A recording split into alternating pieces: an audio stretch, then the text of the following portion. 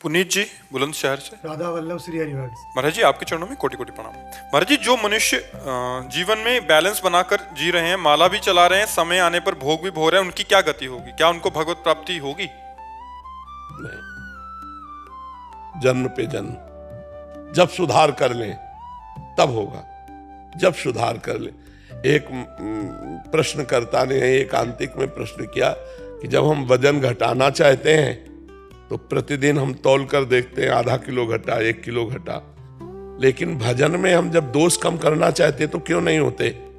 बहुत प्रवीणता से उसने पूछा। तो हमने कहा जो वजन घटाने का आपने नियम लिया उसमें रोज हलवा पूड़ी और खीर खाइए और कम करके दिखा दीजिए, नहीं कम होगा ना? ककड़ी खाओ, खीरा खाओ, पालक का जूस पियो, तब अरे परहेज करना पड़ता है लंबा, ऐसा नहीं कि दबा के खीर पूड़ी खा के वजन तो समझ रहे ना, एक वजन घटाने के लिए आपको भूखे रहना पड़ेगा, परहेज करना पड़ेगा, गरिष्ठ पदार्थों से बचना पड़ेगा। तो आपको पाप घटाने के लिए, दुष्कर्म मिटाने के लिए माला भी चला रहे हो, पाप भी कर रहे हैं, तो वैसे ही है जैसे वजन घटाने को नियम लिए हैं और हलवा पूड़ी खा रहे हैं, तो क्या होगा? चलो भगवान, ऐसा जैसे ये मन जो अन्य जन्मों से विषयों में जा रहा है, लेकिन आप तो नहीं जा रहे। हमारी बात समझो, मन का जाना पाप नहीं है, तन का जाना पाप है। हमारा मन कह रहा छुए और छू लिया, तो अब क्यों छुआ, कैसे छुआ, उसका निर्णय मिलेगा, उसका परिणाम मिलेगा। तो मन का गंदी बात आ जाना कोई बात नहीं है, लेकिन मन के अनुसार क्रिया हो जाना ये बड़ी बात हो गई, अब उसका दंड मिलेगा।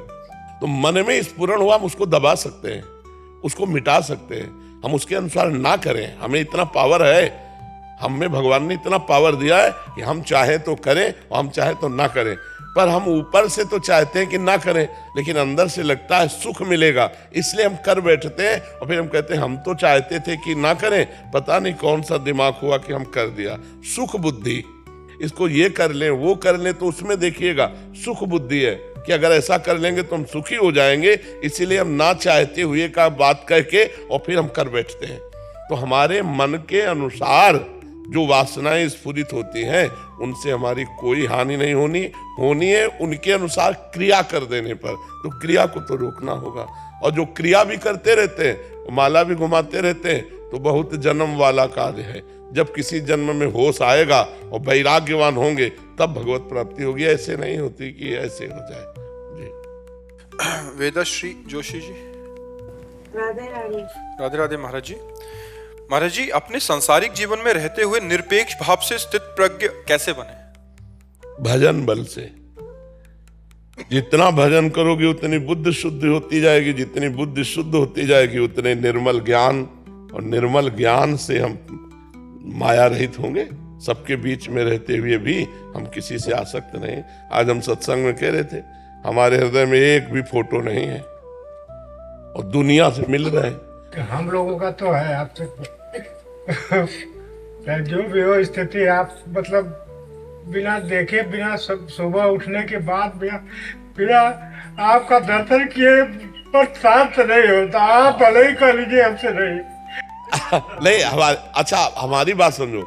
आप जैसे आप हमें देखते हैं संत रूप में, हम आपको देखते हैं भगवान रूप में, तो ये रूप हमारे सामने नहीं आएंगे। एक भी रूप हमारे भगवान का ही रूप रहेगा, क्योंकि जब हमने तुम्हें देखा तो हमने माना मेरे भगवान इस रूप में आए, समझे ना?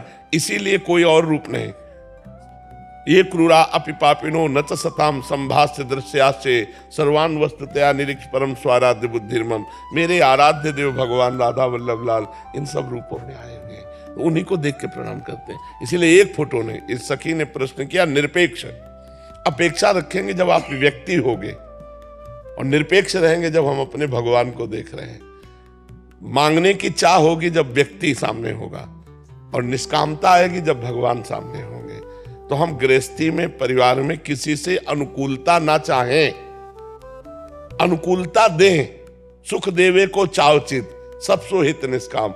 सबको सुख दूं लेकिन किसी से सुख ना चाहूं तो निरपेक्षता आ जाएगी। और जब हम सबसे सुख चाहते हैं तो अपेक्षा आ जाएगी। तो निरपेक्ष भगवत प्राप्त महापुरुष होता है, और अपेक्षा युक्त सांसारिक जीव होता है, जो संसार के किसी व्यक्ति, वस्तु, स्थान से सुख की अपेक्षा रखता है वो भोगी पुरुष होता है। जो सबसे निरपेक्ष रहता है वो योगी पुरुष होता है। तो गृहस्थ में रह करके भी योगी तभी बना जा सकता है जब खूब भजन हो। भजन के बिना बुद्धि शुद्ध नहीं, बुद्धि शुद्ध के बिना ज्ञान नहीं, ज्ञान के बिना निरपेक्ष नहीं। ये ज्ञान होना आवश्यक है। सब में मेरा इष्ट विराजमान है। तो किससे क्रोध करें, किससे चाह करें, क्योंकि मेरा प्रीतम ही सब में विराजमान है। इस भाव के बिना वो प्रज्ञावान नहीं कहा जाएगा, वो ज्ञानवान नहीं कहा जाएगा।